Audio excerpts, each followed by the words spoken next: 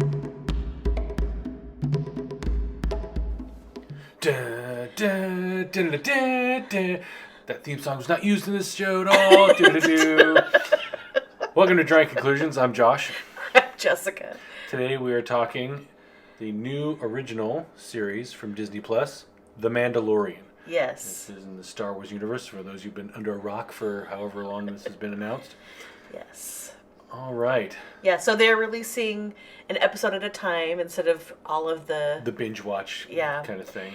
So we just watched Chapter 1, the first episode of the series tonight. Right. Yes. Josh, what did you think? I really enjoyed this. I thought I would, just based on the trailers and some of the previews I'd seen. But, yeah, I really enjoyed this. I thought it was pretty cool. I like what they've done with this. Dave Filoni is the director of this. For those of you know, he's one of the directors and producers on the Clone Wars and some of the Star Wars Rebels cartoons that they did. And I think he's got a real knack for direction. I mean, his cartoons that he's done were great, and I think this just kind of carries that trend forward. I hope they give him more stuff to do in the future. I mean, this was really cool. I like the cinematography. Everything, it just feels so Star Wars, dirty and lived in, and right. Kind of the borrowed future kind of sort of thing. Except it happened in a galaxy far away, a long time ago. Whatever. So yeah, but they got space adventure and hyperdrive. I'm just saying it's not the future. That's all I'm saying. The future is now. That was yesterday. Anyway. Yeah. So I mean, it definitely is a show that was created with by people who know and love Star Wars, right? John Favreau wrote the script, and he's one of the executive producers, along with Dave Filoni, of the series. I liked it. I liked it. It's funny because it's like, now that we live in this binge watching world, it's frustrating to me to watch this episode and then have to wait to see what comes next. Right. And especially because I have so many unanswered questions. I feel like I probably have more unanswered questions than you do, because most of my Star Wars experience is around the movies. Right. I haven't seen all of Star Wars Rebels and the Clone Wars animated series and stuff like that. I haven't read as many books as you have. So I don't know as much about Mandalorians and the Mandalorian history and mythos and everything as you do. And so I feel like I'm missing some of the puzzle pieces right now. Yeah, it definitely helps if you have seen, like, for instance, Clone Wars had a big chunk of their episodes take place on Mandalore, as did Star Wars Rebels. Yeah. So I'm like, okay. Yeah, I know. I don't totally understand what's going on all the time. Yeah. And I didn't totally understand what was going on all the time. But some of that is also just how they build a show, right? They don't want to give everything away. Right. In the first episode, and there's some mysteries. But again, like, I have this impatience around it because I'm used to being able to just watch the next, crashing right into the next episode. Yeah. And I felt like it did take a little while to get going, like, to really hit its stride. It started off with a cool sequence and scene, and a then nice set piece at the beginning. Yeah, but I felt like there was a bit of setup, and and then it ends with this great hook, though, at the end. Yes. You're like, oh. Yeah. Oh, intrigue. What? What is this? I agree. And I think Pedro Pascal, who plays the Mandalorian, I think he does a good job. The ending set piece that they have that leads into the into the credits with him and the IG robot, bounty hunter droid, is pretty cool. Yeah. That was a really great, well done scene. And yeah, they are introducing a lot of things here in this episode, some ideas and concepts that I think will obviously pay off later, but I think they'll pay off very nicely. Right. They show some of the Mandalorians. Not really they do some backstory and some flashbacks. Yeah, but I mean, just like really flashes of flashbacks. Real flashbacks. So you get a sense of, and like a couple of sentences of dialogue passed between him and some other characters. Yeah. Well, one character, really, you know. when that leads into the whole flashes of the flashback. So you get a little bit of sense of his past, and then also you definitely get a sense of what kind of bounty hunter he is and how his reputation precedes him.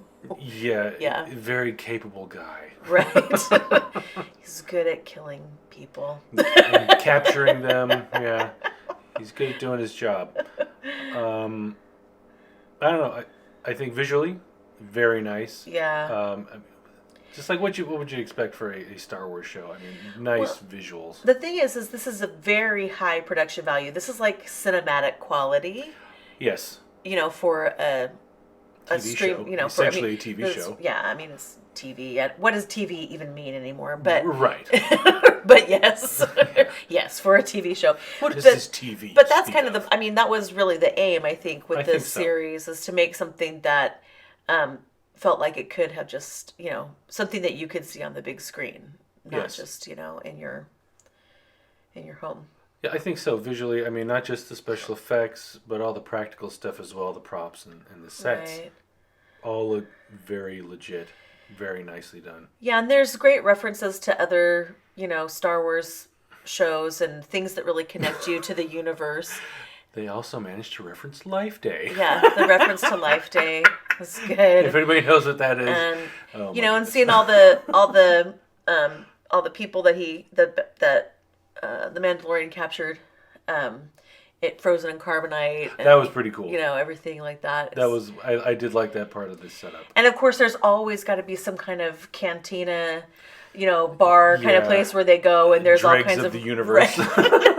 And just where do you find these guys? The array of alien and human life that exists in those places, and it's just interesting, like they show how that kind of commerce works out there.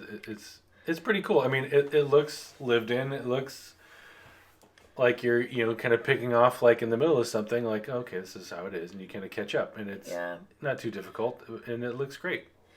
And it's I think this is an interesting tack for the show to explore a little bit more. A kind of character that we really haven't gotten to get into the depths of in Star Wars before.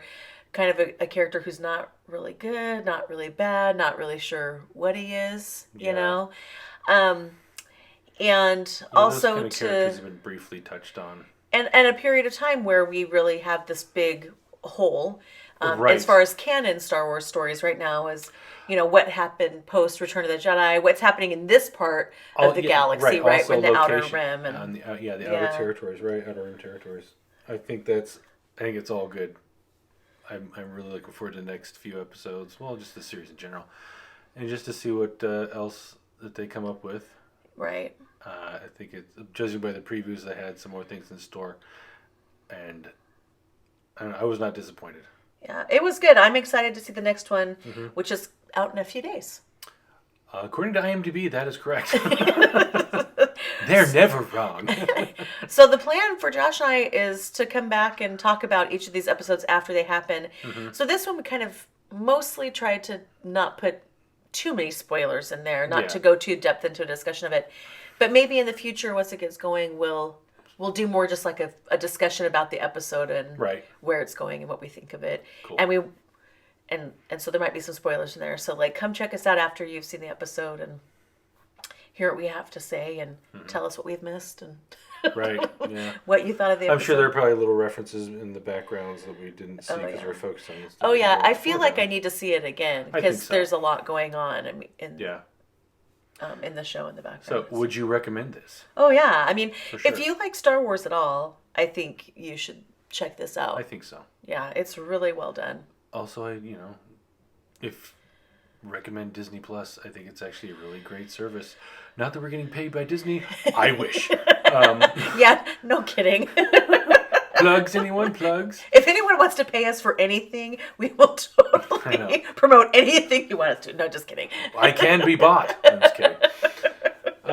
Yes, it's a great service. We checked it out this morning. We loved it. The kids loved it. A lot of great content. This among them. And I think this is a real great selling point for this service. Yeah.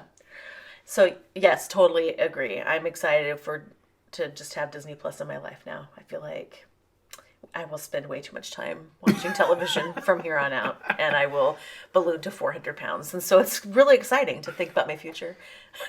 Right? I know. I'm looking forward to it. Rolling around the house. Yes.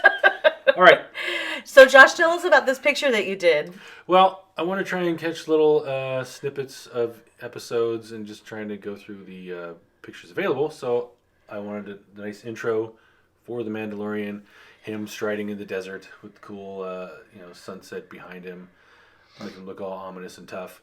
So that's what I like that photo, so I wanted to use that as a reference, and that's what I did. And so we'll be doing more of these style of pictures for each episode. Yes, beautiful. Thank you. Well done. All right, that's it. What should they do now, Joshy? If you've not done so already, hit that notification bell. Let you know when we got new content up. Yep. Also, subscribe. Yes. Leave us a comment and share. Yeah. All right. Thanks.